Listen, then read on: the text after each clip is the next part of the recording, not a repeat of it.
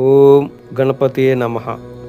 శుక్లాంబరధరం విష్ణుం శశివర్ణం చతుర్భుజం ప్రసన్నవదనం ధ్యాయేత్ సర్వవిఘ్నోపశాంతయే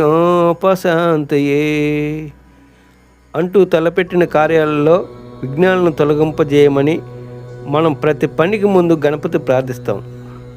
అసలు గణపతి అంటేనే అందరికీ గుర్తొచ్చేది ఈ ధ్యాన శ్లోకమే.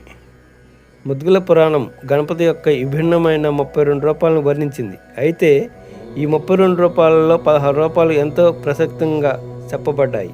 ఈ 16 రూపాలే షోడశ శగన పోతులుగా ప్రసిద్ధం.